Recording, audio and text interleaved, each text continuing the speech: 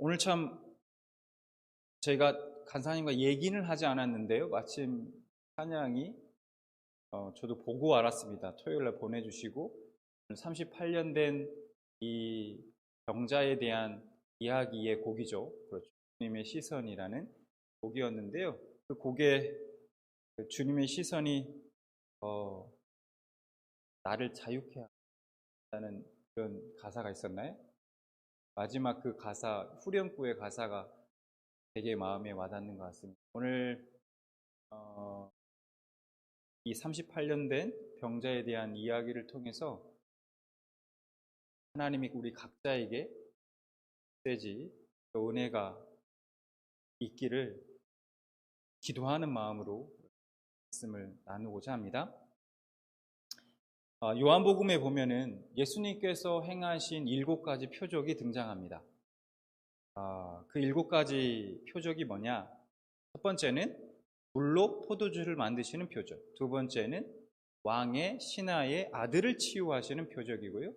세 번째가 이제 오늘 본문에 나오는 내용, 38년 된 병자를 치유하시는 그 표적이고, 그 다음에 이제 오병이어로 5,000명을 먹이시는 표적과 물 위를 걸으시는 표적, 소경을 치유하시는 표적, 그리고 마지막 7번째가 죽은 나사로를 살리시는 표적. 이렇게 7가지 표적이 요한복음에 등장합니다. 그런데 마태복음과 마가복음, 누가복음에는 예수님이 행하시는 많은 이적들이 기록되어 있습니다. 그렇지만 이 요한은 요한복음을 기록하면서 이러한 이적들을 표적이라고 말하면서 상징적이고 영적인 의미가 아주 분명한 7가지 이러한 표적만 기록하고 있다는 겁니다. 그래서 요한복음에 등장하는 7가지 표적은 특별한 목적을 가지고 선별한 것임을 우리가 알 수 있습니다. 요한은 이 요한복음을 기록한 목적에 대해서 이렇게 설명하고 있습니다. 요한복음 20장 30절과 31절 보면 이렇게 말씀하고 있어요. 예수께서 제자들 앞에서 이 책에 기록되지 아니한 다른 표적도 많이 행하셨으나 오직 이것을 기록함은 너희로 예수께서 하나님의 아들 그리스도이심을 믿게 하려 함이요 또 너희로 믿고 그 이름을 힘입어 생명을 얻게 하려 함이니라. 그러니까 예수님께서 표적을 행하신 그 목적은 사람들이 믿음을 갖고 영생을 얻게 하기 위함이라고 그렇게 말씀하고 있습니다. 요한복음에 등장하는 표적들은 그 각각 표적의 표적들의 나름의 영적인 의미를 가지고 있습니다. 그 중에 오늘 본문은 요한복음에 기록된 7가지의 그 표적 가운데 세 번째 나타난 표적이라는 것이죠. 그래서 오늘 우리는 이 시간에 예수님께서 이 38년 된 병자를 고치시는 이 표적을 통해 우리에게 주시는 그 영적 메시지, 그 메시지가 무엇인지 그것을 우리가 알아보고 그것을 통해서 우리 각자에게 주시는 은혜를 우리가 함께 나누고자 합니다. 자, 먼저 5장 오늘 본문 말씀 1절과 2절을 말씀을 보면 이렇게 말씀합니다. 그 후에 유대인의 명절이 되어 예수께서 예루살렘에 올라가시니라. 2절 예루살렘에 있는 양문 곁에 히브리 말로 베데스다라 하는 못이 있는데 거기에 행각 5이 있고. 자, 먼저 유대인의 명절이라고 말씀하고 있어요. 말씀이 정확히 어떤 절기인지는 말씀하고 있지 않습니다. 그러나 아마도 온 민족, 이스라엘 민족들이 함께 모이는 큰 절기였던 것 같습니다.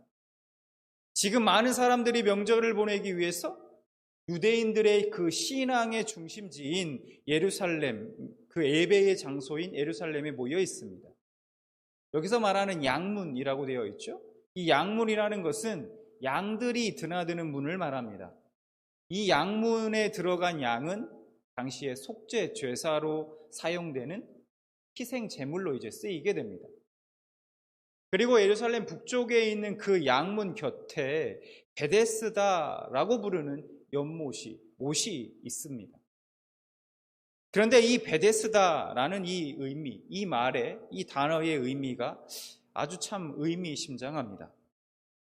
베데스다는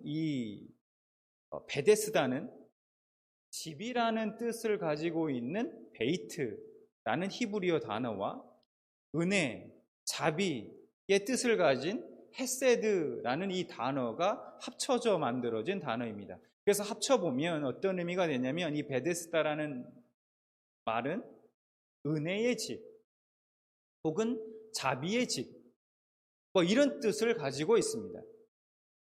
그런데 지금 이 베데스다 주위에 있는 5개의 행각, 여기서 말하는 행각은 기둥과 지붕만 있는 그런 집을 말합니다. 아무튼 그 행각 안에 지금 수많은 병자들이 와서 누워 있었습니다. 그래서 요한복음 5장 3절 말씀을 보면 이렇게 말씀하고 있죠. 그 안에 많은 병자, 맹인, 다리 저는 사람, 혈기 마른 사람들이 누워 물의 움직임을 기다리니 라고 말씀하고 있죠. 자, 그러면 이런 많은 병자들이 지금 그곳에 누워있던 이유가 무엇입니까? 요한 4절 말씀을 보면 이렇게 말씀하고 있습니다. 이는 천사가 가끔 못에 내려와 물을 움직이게 하는데 움직인 후에 먼저 들어가는 자는 어떤 병에 걸렸든지 낫게 되미로라.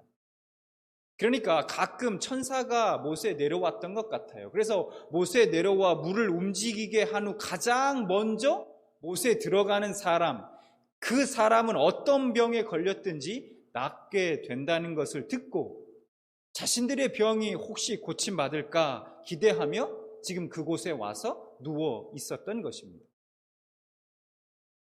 여러분, 만약에 이것이 사실이라면 일단 무조건 1등으로 들어가야 고침받을 수 있습니다. 그렇죠? 1등으로 들어가야 돼요. 2등, 3등 안 됩니다. 그냥 1등으로 들어가야 고침을 받을 수 있죠. 그런데 아이러니하게도 지금 베데스다 행각에 모인 병자들은 어떤 사람이라고 말하고 있습니까? 말씀에서 맹인, 다리 저는 사람, 혈기 마른 사람, 이런 사람들이었습니다. 여러분, 이런 사람들의 공통점이 무엇일까요? 모두 빨리 움직일 수 없다는 거예요. 다리 저는 사람들은 어떻습니까? 빨리 뛸 수 있을까요? 걸을 수 있을까요? 안 되죠. 물론 맹인은 말할 것도 없습니다. 앞도 안 보이는데 어떻게 거길 들어가겠습니까? 혈기 마른 사람은 중풍병자 같은 사람들을 말합니다. 일반적으로 이 중풍병자와 같은 사람들, 몸의 일부 내지는 많은 부분이 이미 마비가 온 사람들, 이런 사람들을 여러분 어떻게 빨리 들어갈 수 있겠습니까? 1등으로 들어갈 수 있을 가능성이 있을까요? 빡하죠. 그들이 자신 스스로의 힘으로 가장 먼저 그 연못에 들어간다는 것은 사실상 불가능합니다. 여러분, 그들이 지금 왜 그곳에 누워 있습니까? 고침을 받기 위해서요. 고침 받을 수 있을까 해서 그곳에 누워 있는 것이죠. 베데스다라는 것이 어떤 뜻이라고 말씀드렸습니까? 은혜의 집, 자비의 집이라고 말씀을 드렸습니다. 은혜와 자비를 바르고 지금 그곳에 누워 있었던 거예요. 그들은. 그런데 희생 제사가 있고 하나님께 드리는 예배가 있는 그 은혜의 집, 자비의 집에 정작 은혜가 없습니다. 은혜가 없어요. 은혜는 여러분 무엇입니까? 누구에게나 원하는 이에게 아무 대가 없이, 노력 없이 주어지는 것이 은혜입니다. 그렇죠. 그런데 천사가 내려올 때만, 딱 그때만 마치 무슨 경품 추첨하듯이 1등에게만 주어지는 거, 그거 결코 은혜라고 할 수 없을 겁니다.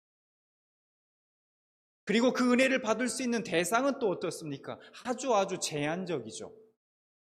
지금 그곳에 누워 있었던 병자들이 고침받을 수 있는 확률은 아마 로또 맞을 확률보다도 훨씬 더 될 겁니다.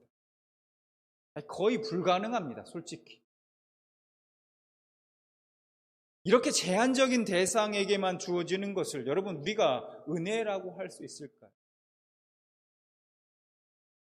어쩌면 지금 그것은 은혜의 현장이 아니라 정말 잔인한 게임이 진행되고 있는 양육강식의 현장이었지 않았을까? 여러분, 우리가 은혜의 집 하면 당장 떠오르는 곳이 있습니다. 어디입니까? 바로 교회입니다. 그렇지 않습니까? 그러니 이 얘기는 다른 누군가가 아닌 바로 저와 여러분들의 얘기이기도 하다는 겁니다. 이런 모습이 지금 우리 교회 안에는 없는가? 은혜를 기대하지만 은혜를 받지 못합니다. 은혜가 없어요. 언제나 나에게도 하나님의 특별한 은혜가 나타나겠지, 주어지겠지 기대하지만 매번 그 기대는 실망으로 바뀝니다. 그리고 어느 순간 자신이 은혜 받지 못하는 이유를 찾기 시작하죠. 정성이 모자라서 그래. 남보다 내가 믿음이 없어서, 열정이 없어서 그런 거예요.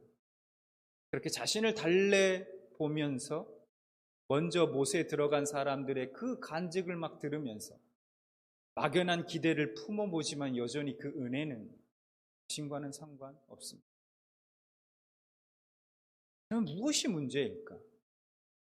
어떻게 은혜를 받을 수 있다는 말인가? 그곳에 38년 된 병자가 누워 있었습니다. 38년 된. 그래서 5절에 이렇게 말씀합니다. 거기 38해 된 병자가 있다.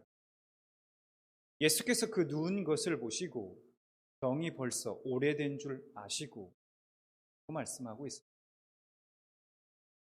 그는 그곳에 모인 여러 병자 중에서 그나마도 전혀 은혜를 기대할 수 없는 그런 자였습니다. 38년 된 자, 병이 벌써 오래된 자라고 말씀하고 있어요. 여러분, 누워서 일어날 수 없는 자가 할 수 있는 것이 무엇이 있겠습니까? 누워서 스스로 일어날 수도 없는 자가 뭘 할 수 있을까요? 그가 지금 할 수 있는 것은 기껏해야 물이 동할 때에 남들이 못에 들어가서 그 들어가는 장면을 보면서 부러운 눈으로 그것을 바라보는 것뿐입니다.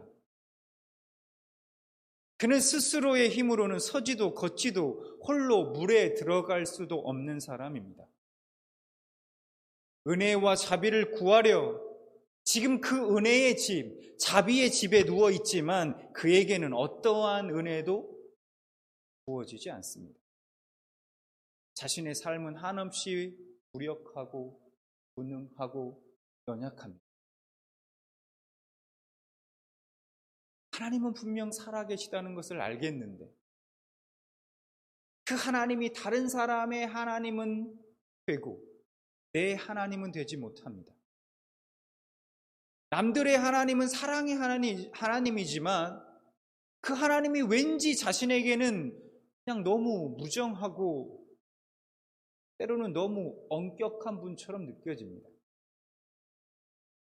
혹시 여러분의 신앙의 여정 가운데 이런 시기가 있지는 않았습니까? 아니면 혹시 지금이 바로 그 시기가 아니십니까? 하나님이 살아계신 것도 확실하고 내 삶을 그분이 인도하시는 것도 그것도 믿는데 정작 삶 속에서 은혜가 없습니다. 메말라 있다는 거예요. 즐거움도 없습니다. 기쁨도 없습니다. 그래서 처음에는 기대감을 가지고 구해도 보고 했지만 그렇게 메마른 신앙이 반복이 되고 이젠 그런 기대조차 사라지고 어느 순간 반복되는 그저 형식적인 예배만 남게 됩니다.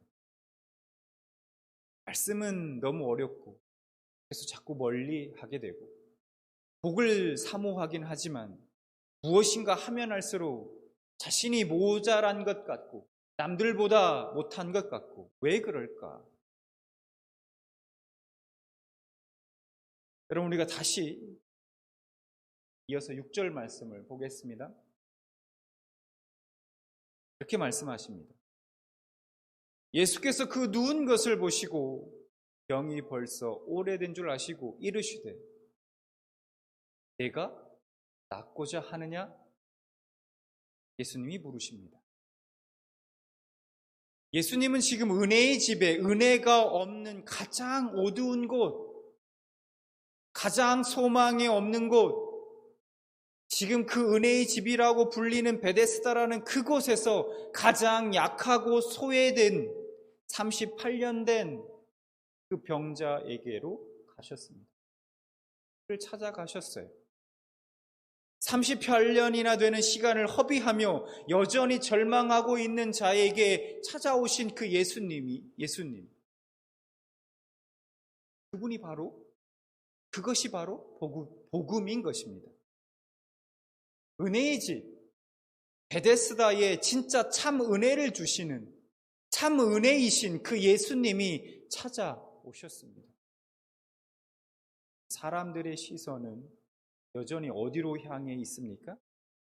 자기 힘으로 언젠가 기회가 되면 열심히 내가 달려서 구원을 이루리라, 베데스다 몸만 열심히 바라보고 있는 것입니다. 언젠가는 저기에 나도 들어갈 수 있겠지. 저 사람처럼 나도 1등으로 들어가서 나도 은혜를 입을 수 있겠지. 구원받을 수 있겠지. 그 베데스다만 계속해서 바라보고 있는 겁니다. 예수님께서 내가 낫기를 원하느냐? 그 38년 된 병자에게 대뜸 물어보십니다. 여러분, 이 질문을 들은 이 병자는 무슨 생각이 들었을까요? 그 순간에. 듣자마자 속으로 이런 생각을 했을지 모릅니다. 뭐야, 지금 장난합니까? 지금 못에 들어가 보겠다고 지금 수년째 여기 앉아, 여기 누워 있는데 내가 지금 여기 지금 소풍 나온 걸로 보입니까? 내가 지금 그렇게 한가하게 보이나? 화가 났을지도 모릅니다. 누구나 아는 이유. 당연히 낫기 위해서 거기 나와 있는 병자에게 주님은 물으시죠. 네가 낫기를 원하느냐? 물으십니다. 그럼 예수님은 왜 이 질문을, 몰라서 이 질문을 하셨을까요? 예수님이 왜 이런 질문을 하신 걸까요? 38년 된 병자가 베데스다 연못가에 나온 이유는 낫기 위해서입니다. 그런데 나음을 입었습니까? 그 38년 된 병자가 나았나요? 아니죠. 그는 매일같이 그곳에 나와 누워 있었지만 나음을 받지 못했습니다. 그러다가 어느덧 그는 낫기를 포기하고 그저 그냥 그 익숙한 공간에서 남들이 은혜 받는 것을 바라보는 데에 만족하고 있지 않았을까요? 그런데 그런 그에게 주님은 물으십니다. 네가 낫기를 원하니? 진짜 낫기를 원하니? 지금도 네가 그걸 원하고 있니? 그 마음이 있느냐? 그 간절함이 있느냐? 여러분들은 왜 교회에 나오십니까?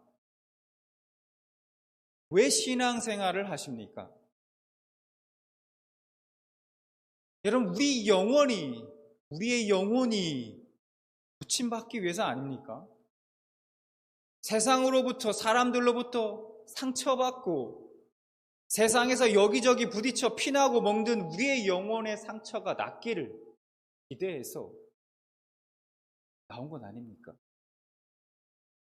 매일매일의 삶 속에서 구원을 이루며 예수님의 자녀답게 살기 위해서 나온 건 아닙니까? 그런데 신앙생활을 오래 하다 보면 이러한 신앙생활의 목적을 망각하시는 분들이 계십니다. 어떤 분들은 그냥 별다른 목적 없이 어느 순간 형식만 남은, 그냥 껍데기만 남은 종교 생활로 전락한 분들이 계십니다. 또 어떤 분들은 신앙생활하는 목적이 전도하기 위해서, 구제하기 위해서, 헌신하며 하나님의 일들을 하기 위해서라고 말합니다. 여러분, 맞습니다. 아주 훌륭한 말이죠. 그러나 우리가 꼭 기억해야 할 것이 있습니다. 그 전에 여러분, 나는 아직도 미완성이라는 것, 나라는 사람은 아직도 미완성이라는 것, 난 아직도 고침받아야 한다는 것입니다. 난 그저 날 구원하신 예수님께 감사하러 나온 것이다. 난 이제 더 이상 바랄 것도 없고 필요한 것도 없다. 여러분, 이 말이 맞는 말입니까? 반은 맞고 반은 틀린 말입니다. 왜냐하면 우리에게 주어지는 최후의 그 구원 이전에 우리는 오늘 하루하루의 삶 속에서 구원을 이루며 살아가야 하기 때문입니다. 그래서 빌립보서 2장 12절에 이렇게 말씀하죠. 그러므로 나의 사랑하는 자들아, 너희가 나 있을 때뿐만 아니라 더욱 지금 나 없을 때에도 항상 복종하여 두렵고 떨림으로 너희 구원을 이루라. 여러분, 우리는 구원받았기 때문에 더 이상 오늘 은혜가 필요 없습니까? 아니죠. 우리의 영혼은 더 이상 고칠 것도 없고 필요한 것도 없습니까? 아니죠. 우리에게는 여전히 오늘 하루를 살아갈 수 있는 그 주님의 은혜가 절실하고 우리는 필요합니다. 그래서 주님은 지금 우리에게도 물으십니다. 네가 진짜 낫기를 원하니?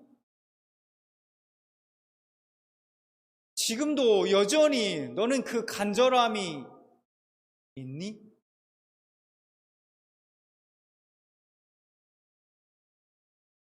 7절 말씀 이렇게 말씀합니다. 예수님의 질문에 대해 병자가 이렇게 대답합니다. 병자가 대답하여 주여, 물이 움직일 때에 나를 못에 넣어주는 사람이 없어? 내가 가는 동안에 다른 사람이 먼저 내려가나이다.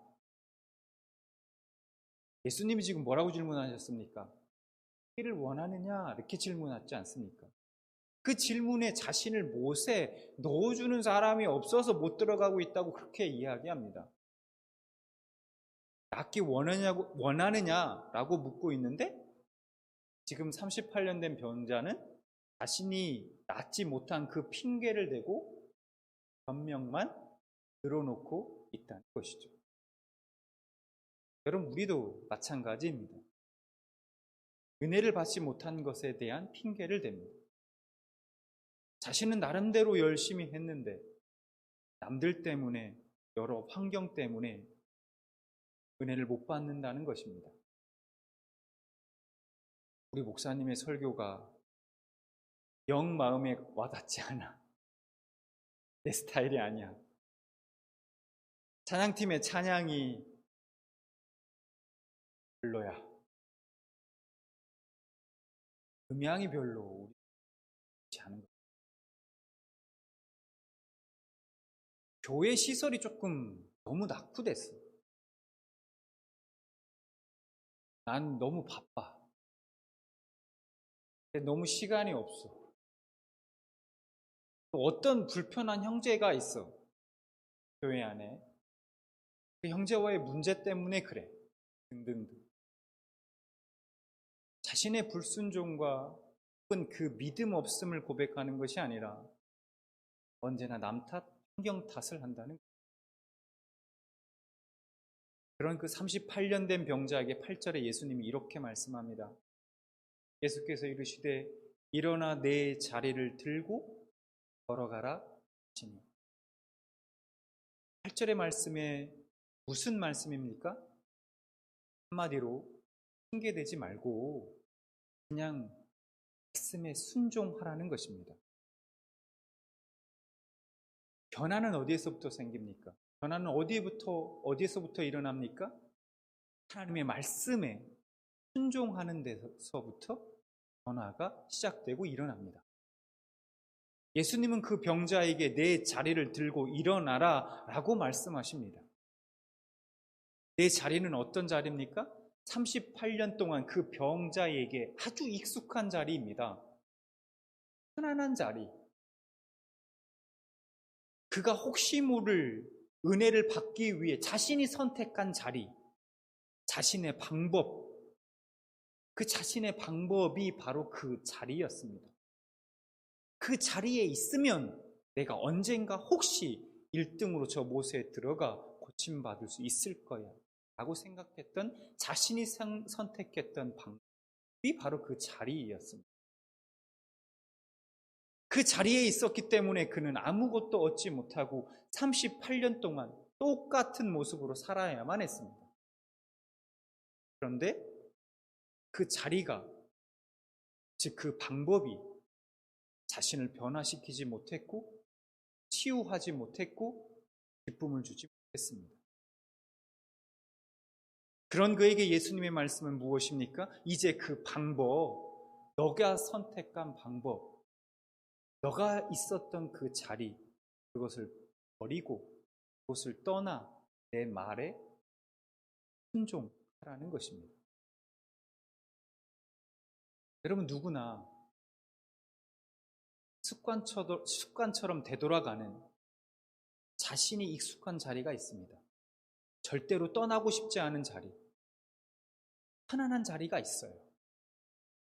여러분, 매일 말씀을 묵상하고 하루를 시작하겠다. 어느 순간 은혜 받고 막 결단하죠. 매일 내가 기도하고 그렇게 하나님 앞에 내가 기도하고 하루를 시작하겠다. 무슨 일이 있어도 내가 주일 예배를 빠지진 않겠다. 내가 주일 예배를 꼭 하나님 앞에 드리겠다. 다짐해도 23일 어느 순간 이전 삶의 모습으로 자신이 익숙하고 자신이 편안했던 그 삶의 자리로 돌아가 있는 자신을 발견하게 된다는. 그리고는 핑계를 대죠. 시간이 없어, 바빠서 그런 거라고. 그래도 내가 나름대로의 최선을 다해 살고 있지 않느냐 라고 하면서 스스로를 위로합니다. 그래서 결국 또다시 자신만의 나름대로의 신앙생활의 방식, 그 방법으로 돌아가 그냥 그것에 만족하며 살아갑니다.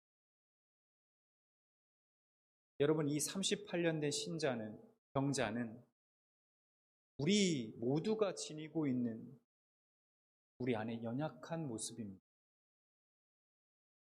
사성에 젖어버리고 자기 변명만 있는 신앙, 어떻게든 해보려 했지만 실패했던 우리 신앙의 어두운 모습인 것입니다. 여러분, 주님은 오늘도 우리에게 묻고 계십니다. 네가 진짜 낫기를 원하니?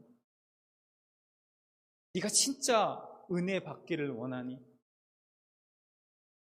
그렇다면 너의 그 익숙한 자리에서 일어나 지금 떠나라. 자리를 들고 안주하지 말고 말씀에 의지해서 순종하라. 주님은 말씀하십니다. 여러분은 이 주님의 말씀에 어떻게 대답하시겠습니까? 지금 여러분의 익숙한 그 자리를 들고 일어날 때, 그 자리에서 떠날 때 비로소 주님이 주시는 풍성한 은혜를 누리게 되실 줄 믿습니다. 그렇게 나의 생각과 경험, 나만의 방식, 의지하지 않고 그곳이 어디든 또 어떠한 상황이든 하나님과 여러분이 동행하신다면, 그 하나님과 여러분들이 함께 하신다면, 또 그분의 말씀 따라 여러분들이 사신다면 그곳이 바로 베데스다임을 믿으시기 바랍니다. 그렇게 여러분의 가정이, 여러분의 직장이, 지금 여러분이 서 있는 바로 그곳이 은혜의 집, 참 베데스다 되기를 소망합니다. 또한 저는 우리 평안교회가 바로 이곳이 베데스다 되기를 원합니다. 주님을 만나고 몸과 마음과 영혼이 고침을 받는 그런 참 베데스다가 되기를 원합니다. 고침받되 우선 우리 사랑하는 평안교회 모든 성도님들이 고침받고, 그리고 그 은혜를 전하는 평안교회 모든 성도님들 되시기를 진심으로 소망합니다.